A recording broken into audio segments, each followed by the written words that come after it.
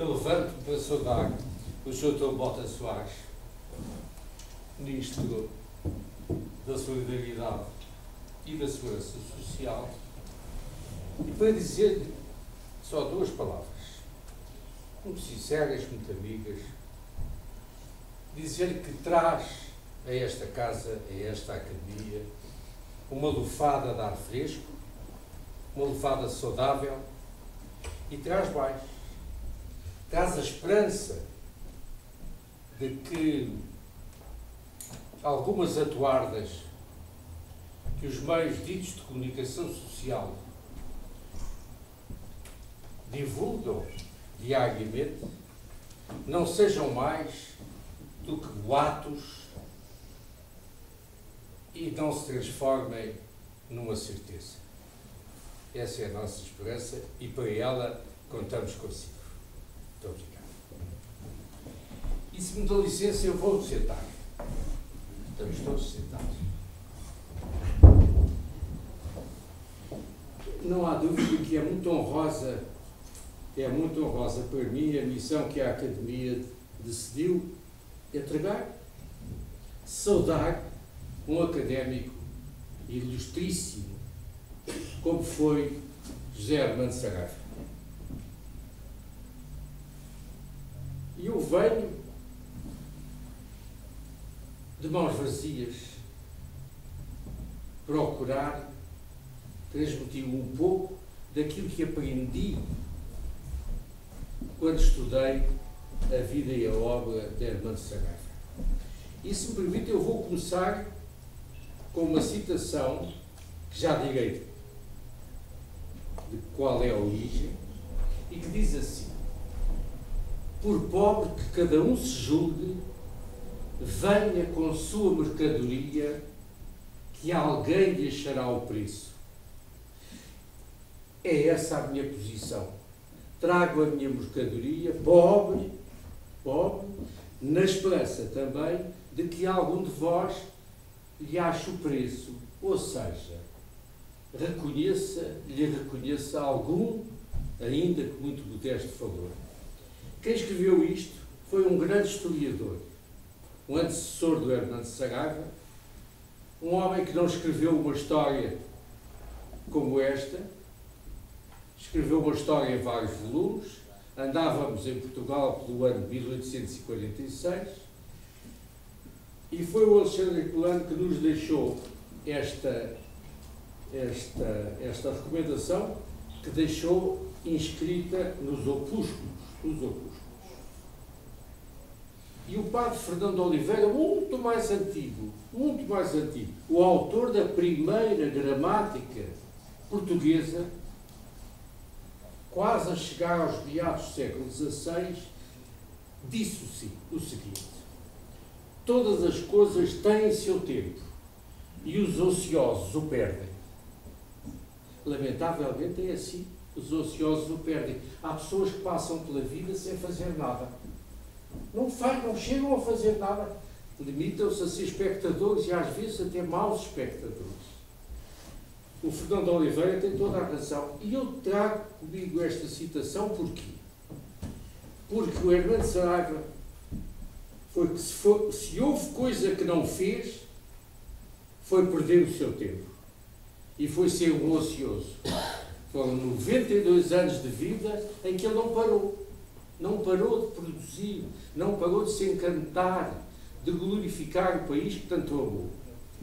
Por isso eu trouxe comigo estas companhias. São companhias, são citações que me ajudam e que me têm ajudado a compreender os fenómenos, até os fenómenos da vida.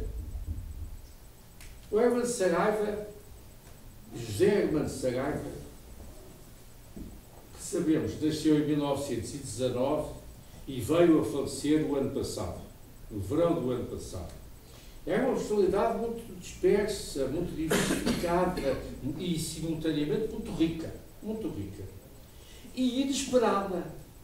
Quem tenha conhecido o Armando Saraiva dos anos 60, por exemplo, na década de 60, quando ele, em 68, ascende ao governo, no último governo de Salazar, como Ministro da Educação, quem o tenha conhecido nessa época julgaria impensável ler numa entrevista que ele concedeu ao jornal Sol, em 2009, julgaria impensável que ele dissesse isto ao entrevistador.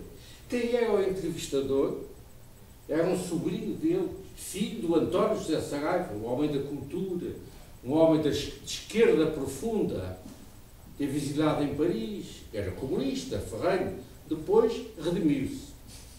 Mas era realmente impensável ler aquilo que eu vos vou ler e que o Hermano Saraiva disse ao sobrinho nessa entrevista de 2009. Diz assim, a propósito ou sobre o homem que o tinha chamado ao governo, o que lhe granjeou 2 anos depois as reservas todas com que o Marcelo Caetano o afastou do governo. Disse o Hermano Saraiva sobre o Salazar, muito coerente, não era democrata, não acreditava na democracia. Mas alguém acredita? Contam-se umas tretas, convence-se uma malta. Isto é verdade. Foi dito por José Hermano Saraiva em 2009, por ocasião do seu 90º aniversário. Aqueles 90 anos que, em algumas vidas, dão a volta da vida para a morte, mas também satisfizeram a cultura mundial com o trabalho que ainda faziam. Estou a pensar no Miguel Ângelo, o Buonarroti, o homem de Florença, que aos 90 anos ia morrer a trabalhar na última Pietà que estava a esculpir, a Pietà Rondani. E recordo-me aos 92, porque foi-lhe proporcionado viver até aos 92, o meu confrade, o nosso confrade, Francisco Leite Pinto, também ele foi Ministro da Educação, e que eu vi ainda muitas vezes na Alfama de Lisboa, subindo aquela encosta terrível até ao Largo da Rosa e depois subindo a escadaria íngreme da Academia Portuguesa da História, aos 92 anos, para assistir às sessões da Academia. Com esta coisa extraordinária, é que não adormecia no meio da sessão. Coisa que muitos académicos faziam. E alguns, muito curiosamente, sentavam-se na primeira fila, e era certo e sabido, não vou dar nomes, mas era certo, algumas pessoas extraordinariamente simpáticas, amáveis, agradáveis, cultas, sabedoras, sábios, sentavam-se, começava a sessão, eles adormeciam e só acordavam no fim da exposição do orador quando havia uma salva de palmas. O Leite Pinto nunca fez isso, esteve sempre presente, sempre acordado. Depois o nosso Hermano Saraiva disse isto ao sobrinho. Nasceu numa época conturbadíssima, 1919, um século depois do nascimento da nossa Rainha Dona Maria II. Um século depois, quase exatamente. 1919, a instabilidade política, as movimentações armadas, as manifestações de revolta, os atentados à bomba, as sucessivas mudanças de governo. Entre janeiro e junho de 1919, contaram-se 3 governos. E a instabilidade não era, portanto, uma figura de retórica. Foi um ano muito interessante, porque no mesmo ano em que o Hermano Saraiva nasce, quem mais nasceu aqui entre nós? Nasceu o Fernando da Mora, nasceu o Jorge Sena, o poeta, e uma poetisa, também muito celebrada, Sofia de Mel Brainer. Nasceram todos no mesmo ano. E caso curioso, como diria o almirante Américo Tomás, e como disse muitas vezes, caso curioso, Oliveira Salazar foi demitido do lugar de professor da Universidade de Coimbra, em consequência das manifestações e dos movimentos monárquicos de janeiro e fevereiro daquele ano. Dá-se a Conferência e o Tratado de Paz de Versalhes, que culmina a Primeira Grande Guerra.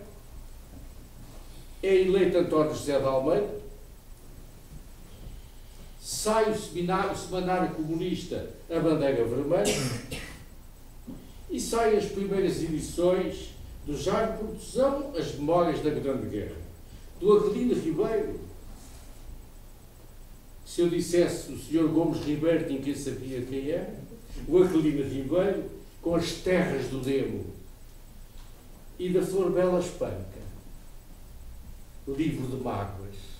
É um ano muito complexo, e é neste ano, no meio de todo este tumulto, que nasce um menino em Leiria, aquela belíssima cidade com o castelo alcadelado, naquele espigão sobre aquela paisagem, faz-me lembrar Alcácer, as Portas do Sol em Santarém, debruçadas sobre aquela alzia imensa e maravilhosa.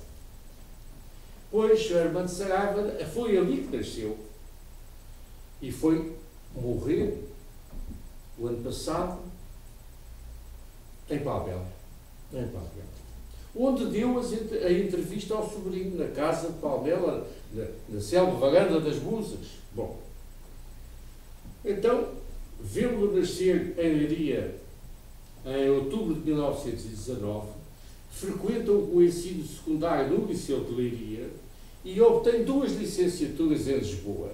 A primeira, modestamente classificada, devo dizer, em Ciências Histórico-Filosóficas, que o marcaram para a vida inteira, porque toda a sua vida girou e foi construída, e a sua luta abraçou sempre a sua paixão, que era a história. Era, no fundo, a grande paixão. Foi a grande paixão de Armando Saraiva. A segunda licenciatura, em que obteve uma nota extraordinária na Faculdade de Direito, uma nota inabitual, 17 valores, também o marcou. Viria a exercer a advocacia. Tinha um escritório na Rua do Ouro, em frente de uma pastelaria que eu julgo que já não existe. Trofa, teve a sua época na Rua do Ouro. E ingressou numa atividade que o ocupou durante bastante tempo, que foi o ensino inicial. Ele foi professor no Liceu de Passos Manuel, no Liceu de Gil Vicente, onde eu comecei a minha vida de professor no ensino inicial também, e no Rainha Dona Amélia, e depois foi reitor do Liceu Dom João de Castro. É todo um resumo, uma síntese curricular no âmbito do ensino inicial que ele satisfez depois de ter sido aprovado no Exame de Estado em 1944. Depois há uma passagem do Dr. Armando Saraiva do ensino superior. Não fez carreira no ensino superior oficial, não fez. Só muito mais tarde, já com alguma idade, é que ele ingressou no ensino superior privado e cooperativo na Universidade Autónoma de Lisboa, Luís de Camões, onde foi reitor, infelizmente desaparecido, também no ano passado o perdemos, o meu querido colega e nosso confrade também na Academia de História, Justino Mendes de Almeida. Então, por onde andou o Dr. Armando Saraiva no ensino superior?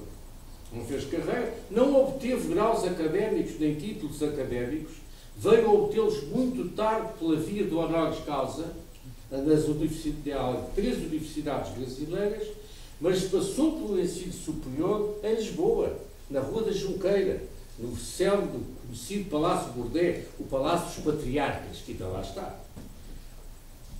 Onde foi maltratado. E o professor Sousa Lara sabe o melhor que eu, com certeza. E foi maltratado por quem? Por um homem que foi um pouco um soba também do ensino superior, e que ali pela Rua da Junqueira, enfim, mandava aquelas hostes.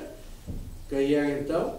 Adriano Moreira, que fez a vida negra no ISCSPU ao José Armando Saraiva, acabando esta história dos litígios internos com o Adriano Moreira, com uma história que se conta rapidamente. no tempo em que as escolas superiores e as faculdades e os institutos tinham um diretor. O diretor era o Adriano Moreira. Hoje é mais complicado. Era o Adriano Moreira. E cabia ao Adriano Moreira, com os seus braços direitos e esquerdos, os seus assessores e funcionários, distribuir o serviço docente. E sempre distribuiu o serviço docente ao Hermano Saraiva contra a vontade dele. E a última vez em que isso aconteceu, e foi muito violento, aconteceu que o Hermano Saraiva sentiu-se na necessidade de ter com o Adriano Moreira e dizer: olha, o senhor desculpe lá, mas vai-nos atribuir serviço docente. Atribua-me o que quiser, menos processos. Porque é as cadeiras jurídicas que o Hermano Saraiva dá. Menos processos que eu detesto. Bem, chegou à altura de se conhecer o serviço distribuído. O que é que coube pela mão do Adriano para o Hermano Saraiva? A cadeira de processos. O que é que aconteceu? O Hermano Saraiva demitiu-se. Foi um homem íntegro. Gostássemos ou não gostássemos dele, simpatizássemos ou não simpatizássemos, foi um homem vertical. Foi um homem íntegro. Assumiu as suas posições, defendeu-as sempre, nunca as recusou e voltou a tomar uma atitude parecida mais tarde. Bom, e lá esteve como docente contratado durante 4 anos e acabou a passagem pela Universidade Técnica de Lisboa. Já sabemos que mais tarde ingressa pela mão do Justino Mendes de Almeida na Universidade Autónoma, é professor convidado na Universidade de São Paulo na cadeira de Direito e uma ou outra participação mais ou menos acidental e muito transitória. Até que chega a vez de ser deputado. Chega a vez de ser deputado. E aqui temos outra história interessantíssima. Eu julgo que o Dr. José Hermano Saraiva não me levaria a mal que eu o introduzisse nesta Assembleia, tão disposta naturalmente a reconhecê-lo e a admirá-lo. Não me levaria a mal que eu tratasse esta matéria de uma forma aparentemente superficial, ou ligeira. Não é? Não é. É muito profunda. Mas eu gosto de tratar das coisas profundas, muitas vezes a rir. E as pessoas confundem e dizem que eu sou superficial. E é muito curioso. É uma aposta. Ora bem, então o Dr. Hermano Saraiva é chamado para a Assembleia Nacional. A Assembleia Nacional.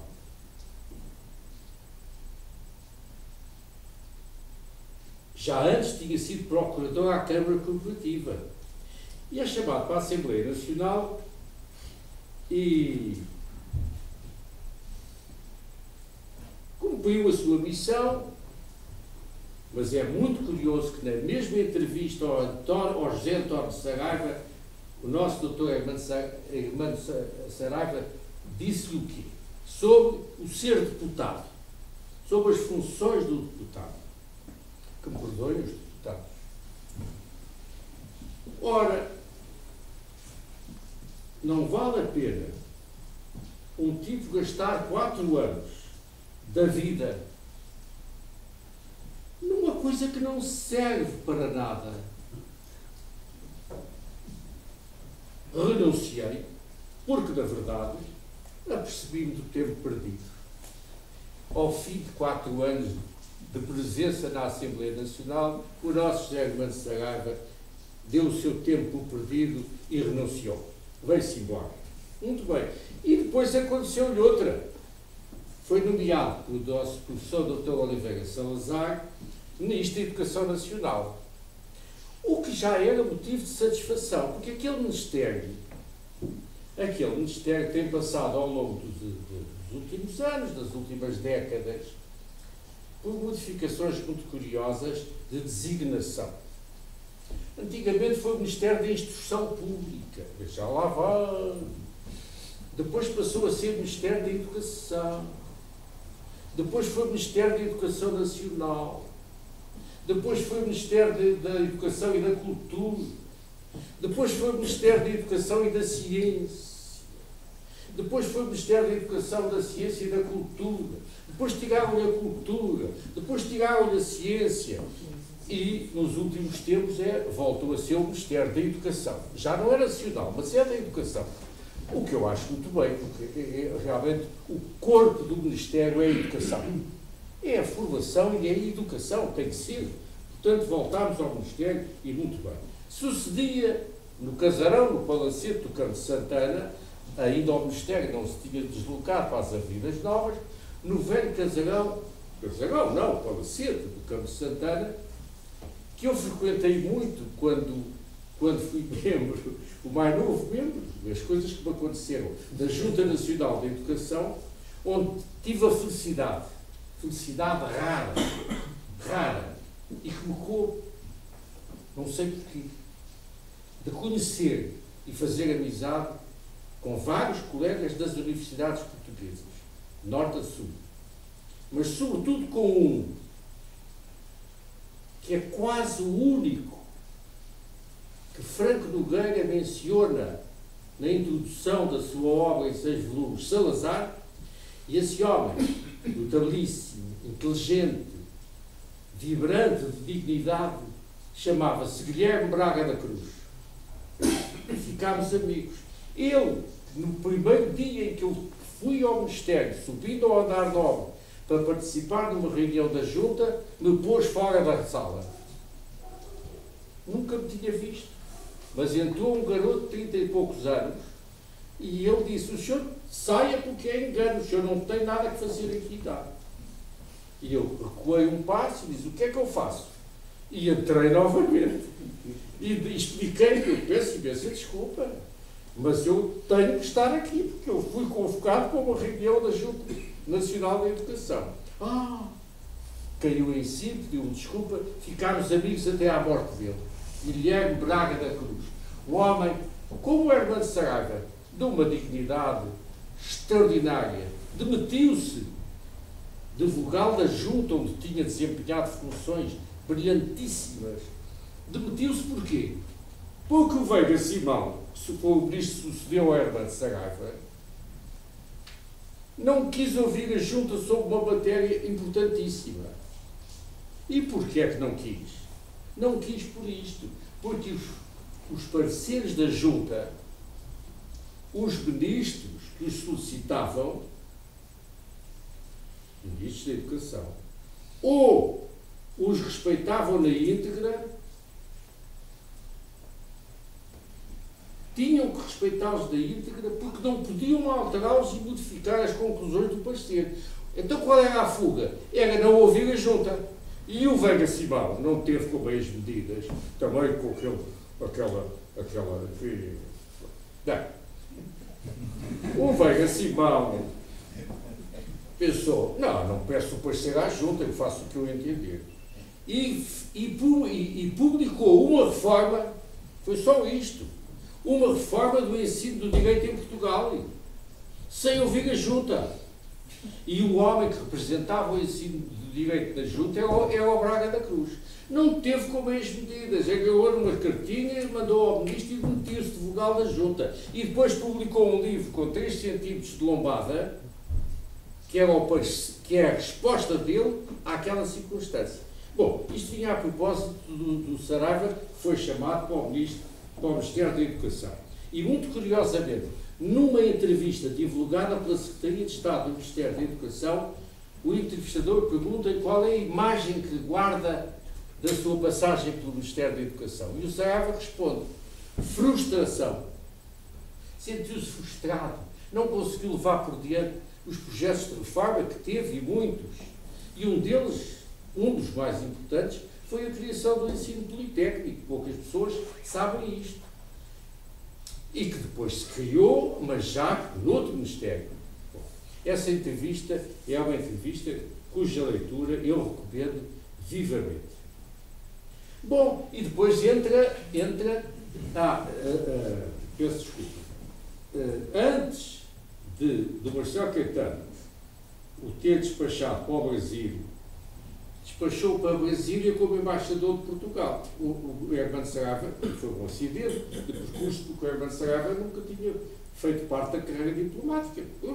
Mas o Marcelo não gostava, por várias razões, não gostava muito do Hermano. A orientação política, naturalmente, era outra. O Hermano tinha sido colocado no Ministério pelo Oliveira Salazar e, portanto, despachou-o para Brasília. Mas antes disso, o Dr. José Hermano Saraiva entra num processo extraordinário. É praticamente único na história da rádio e televisão portuguesa, que é na sua qualidade de autor e apresentador próprio dos seus próprios programas. Programas de quê? Programas extraordinários de divulgação, através dos quais ele terá conseguido que este país maravilhoso, com as suas gentes extraordinárias, se interessassem por história. Ele levou às aldeias mais escondidas nas serranias, ou nos areais do sul, ele levou o conhecimento da história de uma forma muito viva, através da sua voz. E esta oração chama-se A Voz e as Mãos. As mãos porquê? Porque sem querer fazer uma simulação, e aquilo que eu possa parecer fazer é com o maior respeito, as suas mãos falavam tanto como a sua voz.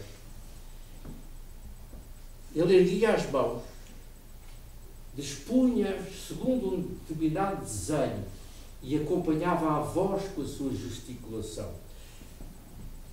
E nunca se esquecia de apontar, quando era o caso. E vinha aquela catadupa, aquela cascata de conhecimento, da vontade, de riqueza de expressão, de amor ao seu país, que ele glorificou desta maneira. O currículo do Hermano Saraiva na televisão portuguesa é extraordinário. Começa em 71 e os programas sucederam. E a televisão, que é a tal que nos agride e nos castiga com as tais atuardas que eu inicialmente referi, também tem as suas coisas boas, é evidente. E uma das coisas extraordinárias que nos permite é que nós hoje, se quisermos, vemos o Dr. José Hermano Saraiva todos os dias, ao rasgar do dia, nos seus programas de televisão. Mostrou-nos o campo, mostrou-nos as cidades, mostrou-nos as indústrias, mostrou-nos as pessoas, mostrou-nos o folclore, mostrou-nos o artesanato, mostrou-nos castelos, aldeias, rios. Foi uma geografia viva.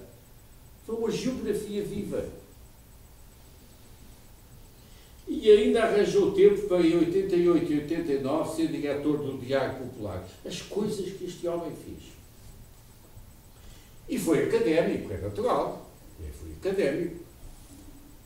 E desenvolveu uma atividade extraordinária na Academia das Ciências de Lisboa, de que foi secretário-geral durante um mandato, durante 4 anos. Desempenhou as funções com um grande brilhantismo. Na Academia Portuguesa da História foi um percurso muito acidentado, porque ele foi admitido como correspondente, ainda não era a personalidade, enfim, de relevo, que foi nos últimos anos de vida, e entrou como correspondente. Mas como não ia às sessões, e aconteceu o mesmo, devo dizer, foi afastado e empurrado para supernumerário. É uma coisa que nenhum académico gosta de ser supernumerário, e academia nenhuma. Mas depois lá a academia emendou a mão e voltou a admiti-lo como correspondente. Mas já começava a ser feio.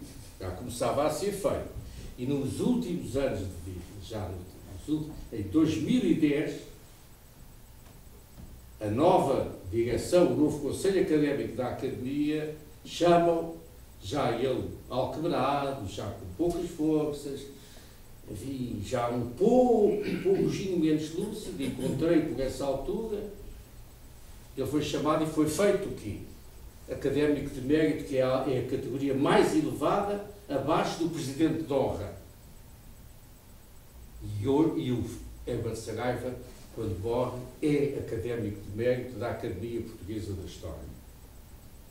Aqui, nesta casa modesta, de gente boa, foi recebido em 12 de abril de 2005, como académico de honra, como académico honorário. E pelo Brasil, onde esteve, quando foi embaixador, foi feito académico da Academia Carioca de Letras e ingressou também no Instituto de História de São Paulo. E ganhou alguns graus honoríficos. Não era uma pessoa fácil. E isso talvez tenha dificultado a concessão de graus académicos honoris causa das universidades portuguesas. Que eu saiba, não recebeu nenhum. Mas foi receber ao país, ao grande Brasil, e recebeu o título de doutor, o grau de doutor honoris causa, na Pontifícia Universidade Católica de Porto Alegre, na Universidade Federal da Bahia e na Universidade Federal de Curitiba. E foi condecorado. Naturalmente foi condecorado. Recebeu a Grande Cruz da Ordem de Instrução Pública em 1970, no termo do mandato como Ministro da Educação. Recebeu a Grande Cruz da Ordem do Barão do Rio Branco, no Brasil. A Grande Cruz da Ordem do Mérito Judiciário e do Trabalho. E esta é uma condecoração muito importante em Portugal. Comendador da Ordem de Nossa Senhora da Conceição de Vila Viçosa.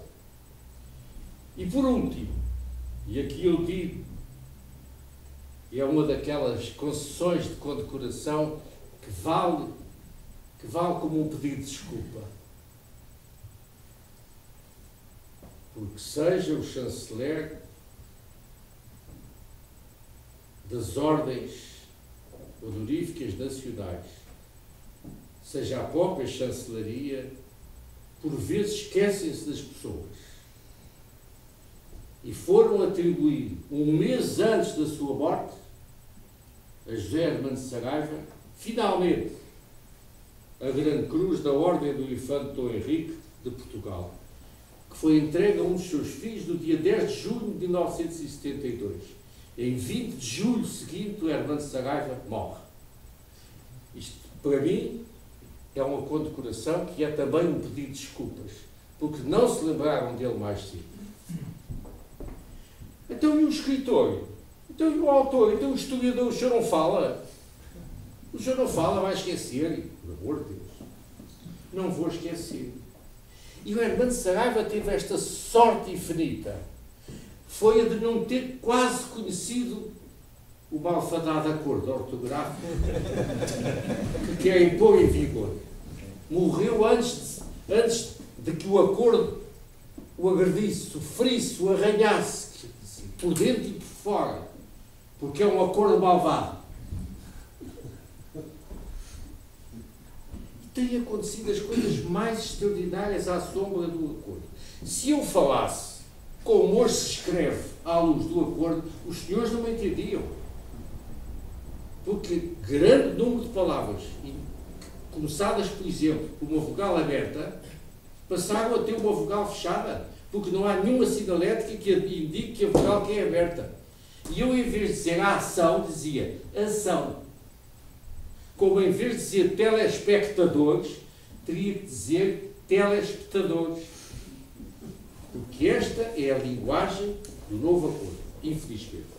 O Hermano Saraiva teve a felicidade de quase não se aperceber e escreveu sempre bem.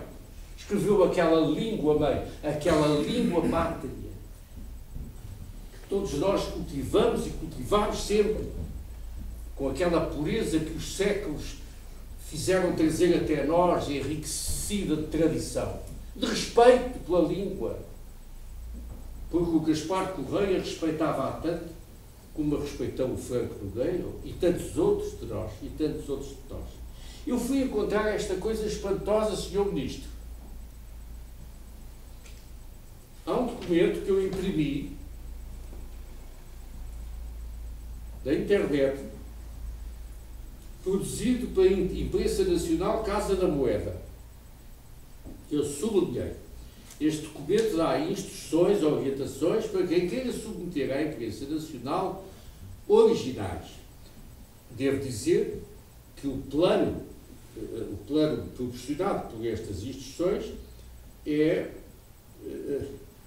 não é cativante, não é cativante. Os novos autores, sobretudo, sentem-se afastados, em vez de ser chamados, sentem-se afastados, porque as instruções são muito pesadas. Mas esta coisa é que me espantou e eu não resisti a trazer-vos, pensando em Hermano Saraiva. Está escrito neste documento esta coisa extraordinária. A ortografia a adotar da publicação será aquela que melhor se adaptar à natureza da obra. Oh, senhores, mas isto o que é? Mas isto o que é? Quer dizer, se a obra for uma fatura, tem uma ortografia. Se a obra for um ensaio de filosofia, tem outra ortografia. Se for um ensaio de história contemporânea, é outra ortografia. E por aí fora. Então a ortografia muda conforme o tipo do texto, o enquadramento do texto, num género literário. Isto trouxe para vos mostrar, não é invenção minha. Então o nosso Hermano Saraiva foi um autor prolixo, muito rico, pondo a tónica naturalmente nas publicações sobre história. Ele publicou várias histórias de Portugal, coordenou e foi coautor de várias histórias de Portugal, mas aquela que lhe deu uma nomeada junto da população, não é da população, é junto do povo, é junto de todos nós, foi esta História Concisa de Portugal. Hoje publica-se ficção, em língua portuguesa, e é, para mim, um mistério. Por um lado, a capacidade que alguns autores têm de, todos os anos, escrever romances com 3 ou 4 centímetros de lombada. A mim já me faz muita impressão. Eu não era capaz. E depois, a velocidade a que saem as edições. É mentira, não são edições, são tiragens. Não são a mesma coisa, são tiragens da primeira edição. E vão por aí fora, 10ª edição, 18ª, 100 mil exemplares, 300 mil exemplares. Mas o que é isto?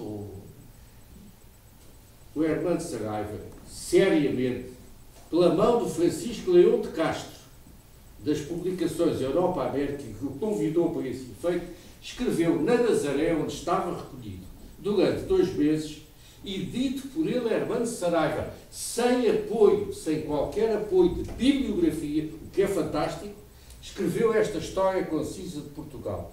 São 350 ou 360 páginas, em corpo 8, pouco entrelinhado, é uma obra maciça, com este tamanho.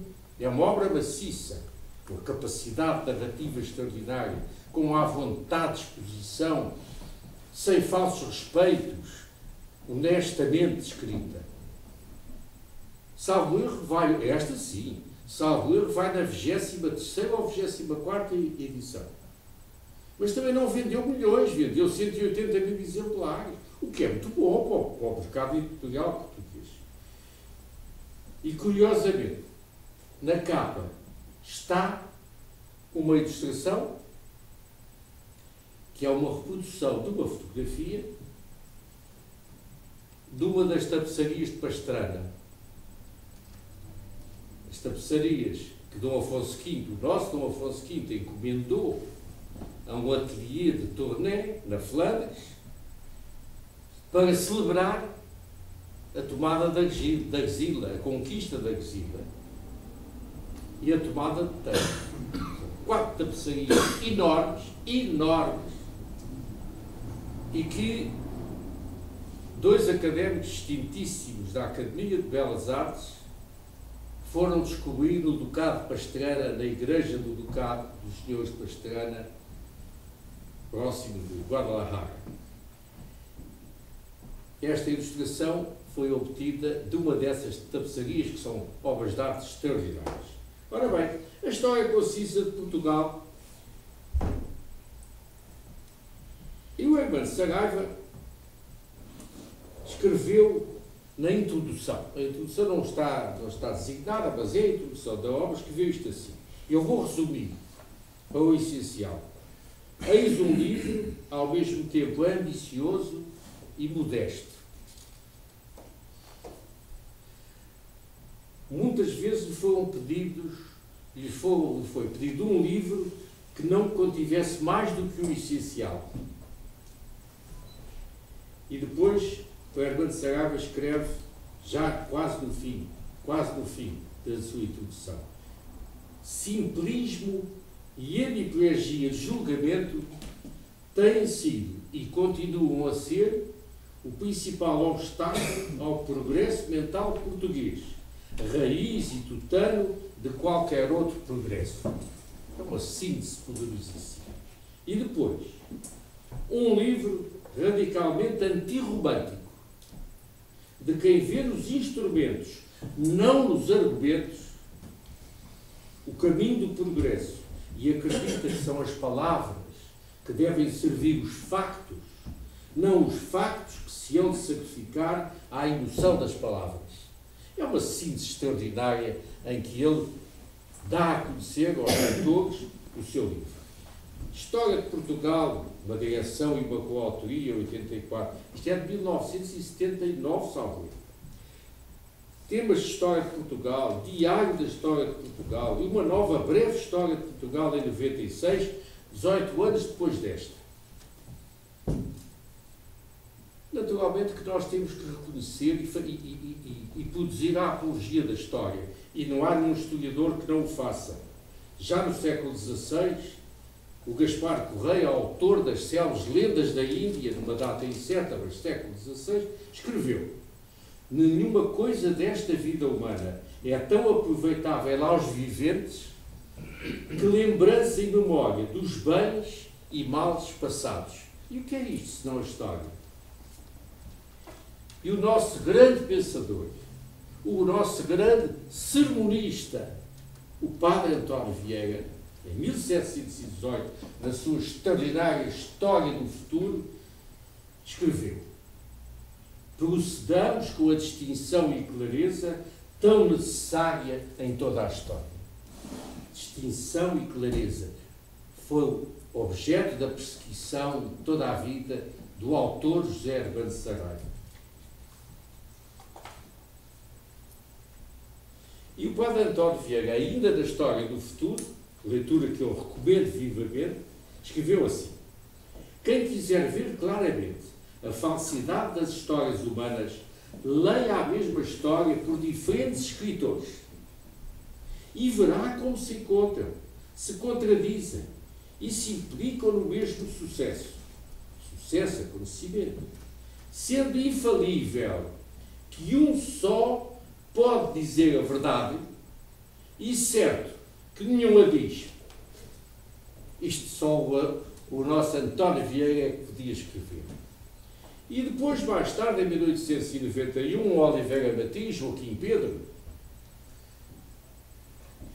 20 anos depois do Michelet e França o ter dito, escreveu assim: a história há de ser sempre uma ressurreição, arena amplíssima, onde o artista e o erudito, o pensador e o crítico se encontram e se confundem. É uma síntese admirável do que é a história e do que é um historiador. E o nosso Teixeira de Pascoais não havia de pensar no que é a história e comentá-la, pois ele até fez história, claro, fez sobretudo poesia, poesia maravilhosa, o Baranos, por exemplo, o grande poema Baranos, um ensaio, a arte de ser português, tudo isto feito naquela casa, lá em cima, nos altos do Barão, que ele olhava de longe, de perto, com a neblina, com o sol, sob um céu extraordinário, em São João de Gatão, onde viveu toda a vida. Ainda foi a Lourdes, atrás de uma rapariga. Grande desilusão, grande desilusão. Então o nosso Teixeira de Pascoais escreveu assim, precisamente na biografia de Napoleão: história sem poesia é apenas um osso atirado aos eruditos. Tem que haver, a poesia está em tudo, tem que estar em tudo. Nós não somos prosa. Nós vibramos. O sangue é quente porque somos poetas. Ou adoramos a poesia, ou admiramos os poetas. Bem, e o Oliveira Martins ainda... O Oliveira Martins foi, de certo modo, um precursor do José Hermano de Saraiva. Porque o Oliveira Martins conseguiu também condensar num só volume, em 8º, a história toda de Portugal, até 1826. Um só volume. E escreveu assim. O Oliveira Martins tinha 34 anos quando escreveu a história de Portugal. E escreveu assim. A história exige, sobretudo, a observação direta das fontes primordiais, pintura verdadeira dos sentimentos, descrição fiel dos acontecimentos e, ao lado disto, a frieza impassível do crítico, que o mesmo é dizer a isenção do autor. Não se pode ser historiador se não se for isento. A história contaminada por tendências políticas, por tendências sociais, por obsessões, que as há, é evidente, já não é história, não é verdadeiramente história, é uma mistificação, é uma falsidade, é uma fraude. E escreveu mais. Na sabedoria ou na loucura dos atos políticos e administrativos passados, há um meio de prevenir e encaminhar a direção dos atos futuros. A história é, nesse sentido, e aqui enganava-se. E aqui o Oliveira Martins enganou-se. A história é, nesse sentido, a grande mestra da vida. Porque não é. Porque nunca foi. E possivelmente nunca será, é a minha opinião. Pode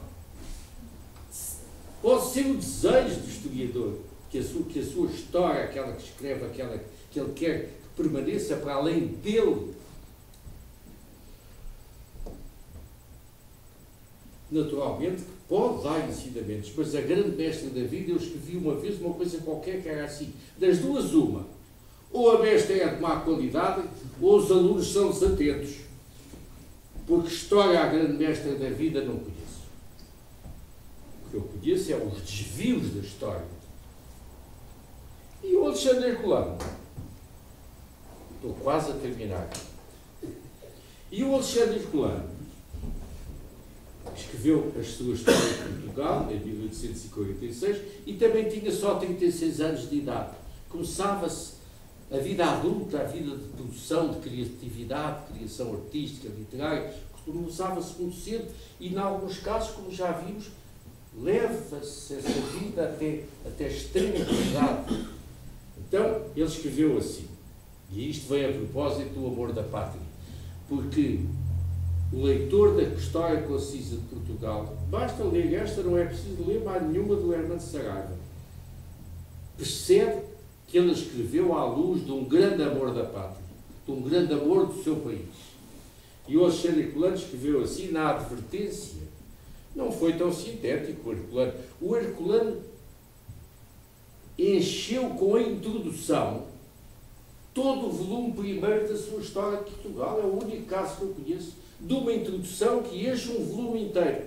E na advertência a essa introdução escreveu assim: para o homem sacrificar longas e áridas investigações, frequentes vezes sem resultado, todas as faculdades do espírito, quase todas as horas da vida, com o intuito de dar ao seu país uma história, se não boa, ao menos sincera, é necessário, creio eu, algum amor da pátria. Isto escreveu o Herculano. E há um aspecto que eu não foquei ainda, mas ainda vou focar, se me permitirem, e que é menos conhecido porque ele campeia mais nos domínios da erudição. É um aspecto do Hermano de Saraiva cabonista, ou cabonólogo, o conhecedor de Camões. Ele escreveu uma obra, Vida Ignorada de Camões, uma obra muito polémica, gerou muita controvérsia, mas também, por outro lado, suscitou a Justino Mendes de Almeida, há 25 anos, um comentário muito importante para situar a importância do Hermano de Saraiva como um conhecedor e um estudioso da vida e da obra de Luís de Camões. O Justino Mendes de Almeida participou nas primeiras jornadas de História da Espanha e de Portugal, que veio em 1988 em Lisboa, e escreveu assim: é conhecido que os arquivos continuam renitentes em revelar mais alguns dados que nos permitam avançar no conhecimento, ainda tão escasso, da biografia de Camões. E assim continuamos. As zonas negras, obscuras, inacessíveis da vida de Camões continuam. Mas, neste domínio, aqui isto é que é importante, a propósito de Hermano de Saraiva, mas neste domínio também é incontestável que alguns passos se têm dado, sobretudo a partir da obra polémica de José Hermano de Saraiva, Vida Ignorada de Camões. Traz-nos esta obra grandes novidades, para uns, sim, não para outros. Traz, pelo menos, a novidade de interpretações arrojadas, algumas delas felizes, de passos da obra camoniana. Os trabalhos de José Hermano de Saraiva são um marco importante nos estudos modernos de camonologia. Estas palavras sobre Hermano de Saraiva, camonólogo, ou camonologista, ou camonista, são fundamentais para que possamos apreciar também nesta vertente da sua atividade. Porque vem de um grande camonista, que foi Justino Mendes de Almeida, e com ele foi, por exemplo, o Abel Costa Ramalho, e outros camonistas importantes. Então, o que eu procurei fazer foi uma pequena viagem. Uma viagem naturalmente entusiasmada. Possivelmente não entusiasmante, mas entusiasmada foi. Andei de braço dado com o Hermano de Saraiva, sempre, ao longo de anos, pelos caminhos de Portugal, a descobrir coisas, a rever coisas, a reinventar coisas, a imaginar outras, a acentuar outras, fruto de um amor por este pequeno, grande país que é o nosso Portugal. Tenho